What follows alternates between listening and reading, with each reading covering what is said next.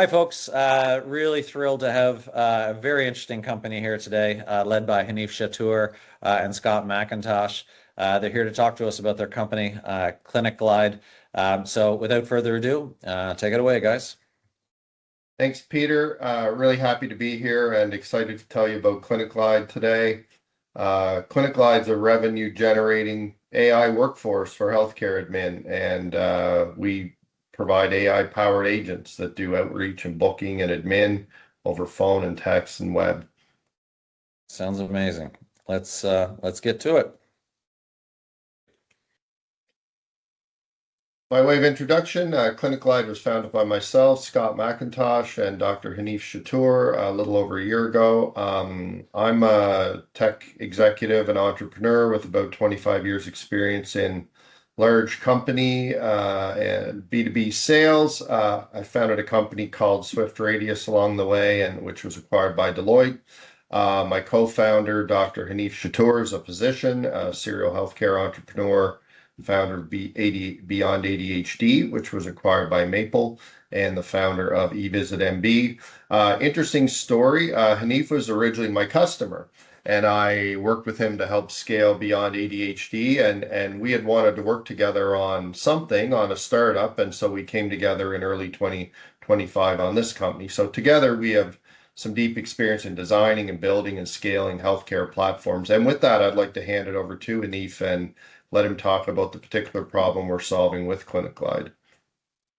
Thank you, Scott. So it all started in December of 2024 when Horizon Health Network, which is where I practice as an emergency room physician in New Brunswick, shifted to digital booking for labs. Saw an older patient, in January of 2025 in the emergency room. Let's call her Gertrude. In fact, she was slightly younger than this lady that you see on screen. And she needed her lab work repeated in a few days. So I handed her a lab requisition, told her to scan the QR code on the way out the door, book her appointment, and then return to the emergency room in a few days as she didn't have a primary care provider. She looked at me perplexed, handed me back the requisition and said, "I just don't understand what you told me." And fortunately, there was a phone number that I got for her that she could call so that she could speak to someone that could arrange for her to get this lab work done. A few days later, back on shift in the ER, and the triage nurse came to get me, and Gertrude was back. Went out to see her and asked her what the issue was, and she told me she'd called 5 times, left messages, and never got a call back. I suggested, why don't you just go around the corner, get your lab work done, come back to the ER, and we'll look after you. And she returned a few minutes later saying that they didn't accept walk-ins. So, in that moment, I realized that there was a problem. And when I was driving home, I started to ask myself, how many patients like Gertrude were being left behind by this new process?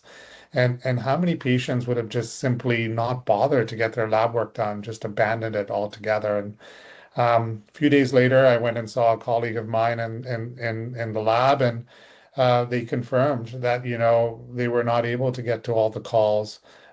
Staff were completely stretched to their limits, trying to return messages.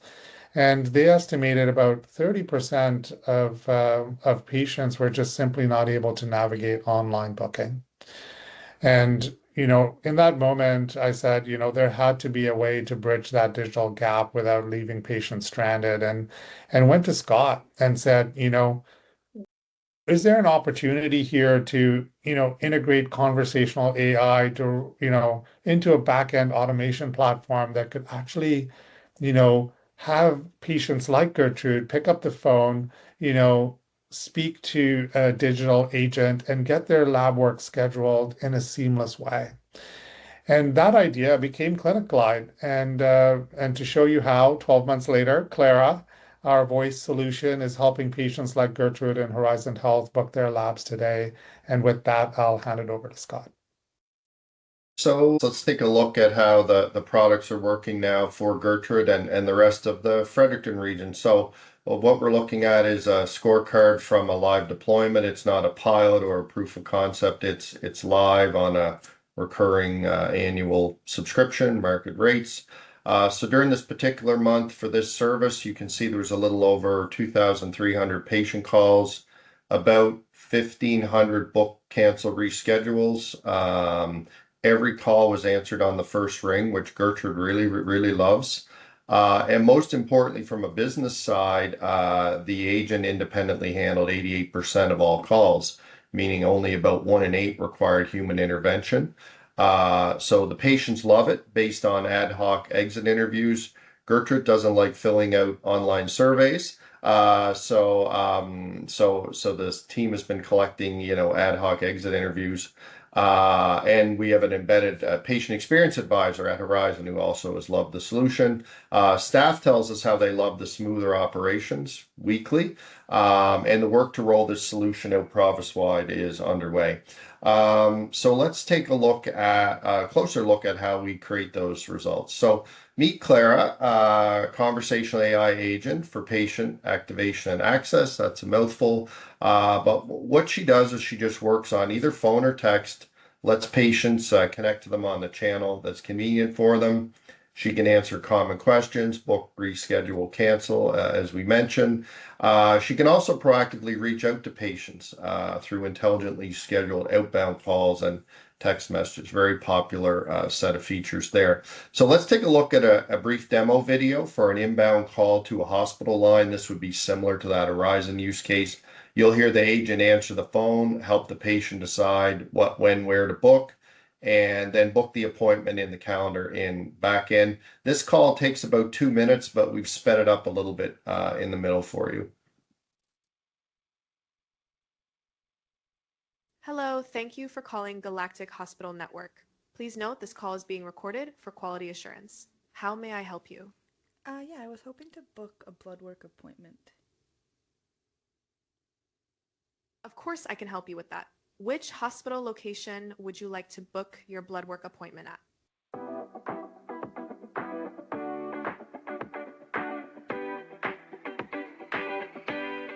Your blood work appointment is booked for tomorrow, June 11th at 8 a.m. at Jupiter Hospital. Please remember to bring your requisition if it has not already been faxed, along with your Medicare card.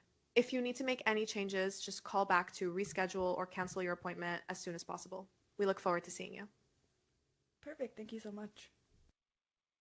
Hello, thank you. So that's Clara. What you just saw is powered by 3 layers. At the top is the AI agent, which we've talked about. Underneath is an automation layer, which really does the work. We knew that just having a great caller experience would be meaningless unless the actual tasks get done. So we have a proprietary platform there. And then our integration layer to connect safely to hospital systems. So the AI never talks directly to an EMR or CIS. And that separation is important. It lets us protect hospital systems while connecting Clara to really any modern healthcare platform. With that approach, we're building right now what we believe is the first AI phone assistant for tele-CHR with a major Canadian clinic network. We're also building the FHIR adapters for Oracle Health, Epic, and Meditech to bring this solution to large hospital settings at scale. And we've done the work to make sure the platform SOC 2 and PIPEDA and HIPAA compliant. Our third-party SOC 2 audit has just started, scheduled for completion in later this year. Awesome. So traditional SaaS companies sell software subscriptions to help staff do their jobs. We sell completed work. So there's a couple implications to that. It changes the size of the available market is one very interesting one. So instead of competing for IT budgets, which are typically 2-3% of healthcare spending, we work within labor budgets, which represent 60 to even 70% of operating costs.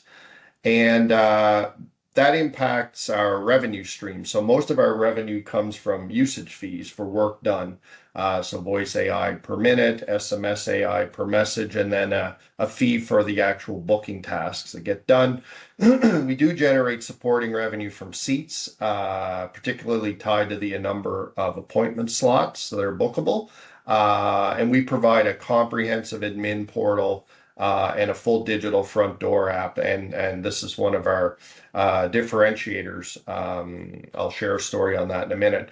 And then deployment fees. So for large customers, I think the industry has learned the AI doesn't deploy itself if you get to a sufficient level of sophistication. So we have the capabilities for deploying advanced agents and workflows and customizing CIS or EMR or legacy integrations, and that does generate one-time deployment fees in those situations.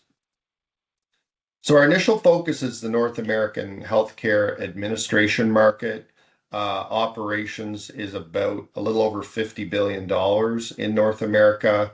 Labor accounts for, we've assumed 60% here, so 31 billion.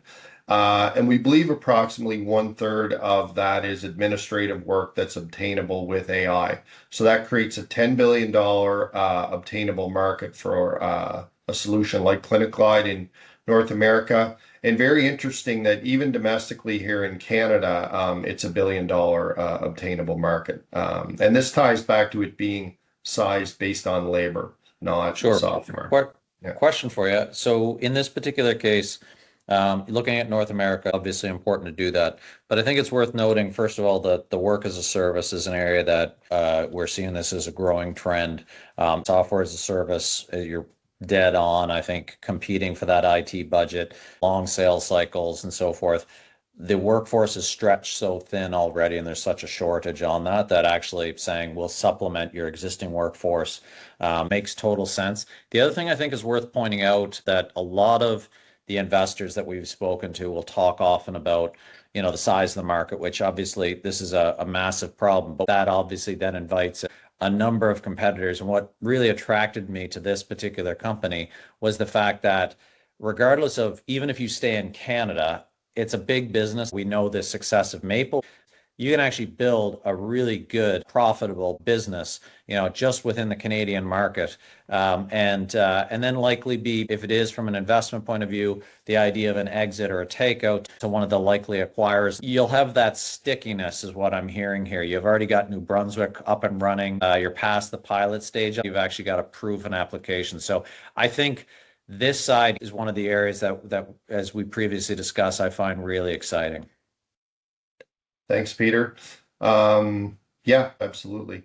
So we've taken that market thinking and product thinking into our strategy, and we are focused on leading in Canada with the majority of our focus over the next 18 months, and we think we've made a good start there. And our platform is a combination of the full features that hospitals need, where less folks are focusing. We've found, and then sort of highly configurable scheduling agents. So when you use our products, you don't need to keep bringing the AI engineers back in every time you want to change something. We just received an email from a customer this morning that said, we just changed all of the availability instance-wide to 12 months from 3 months, and they just did that on their own with our platform. So wow, yeah, so that's where the differentiation is. But we are active in the US market and do plan to compete there. We'll get more intentional on that as we move into 2027. And yes, when we land in the US, we encounter at least 3 unicorns: Hippocratic, Assort Health, and Prosper.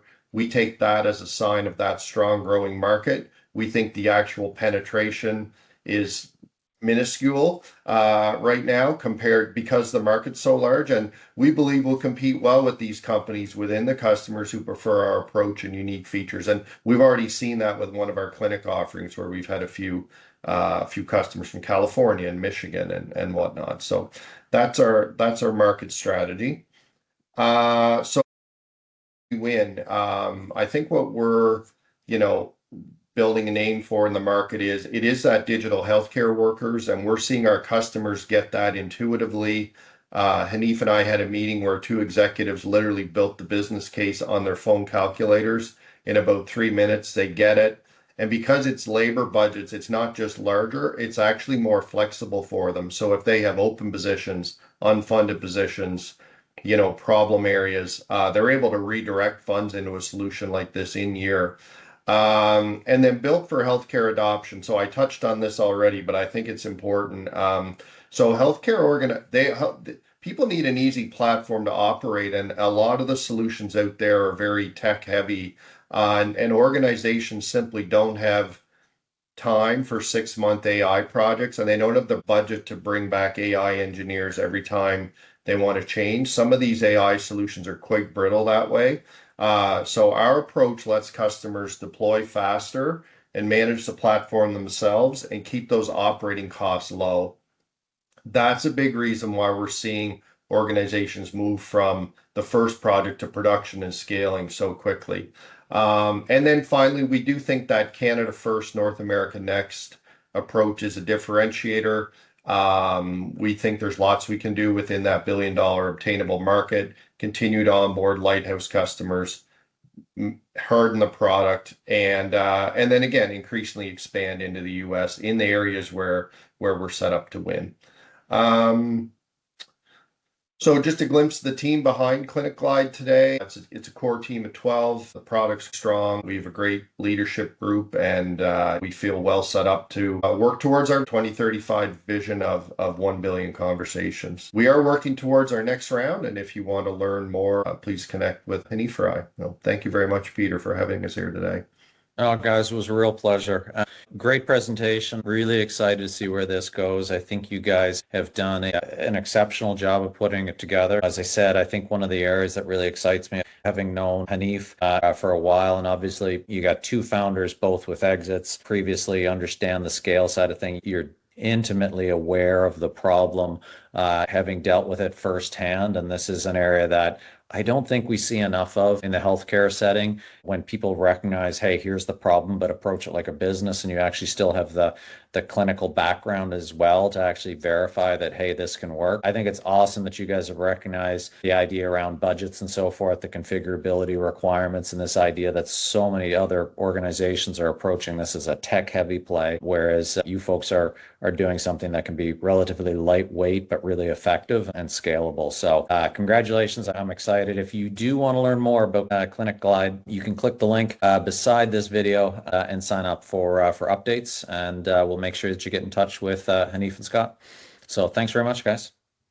Thank you, Peter.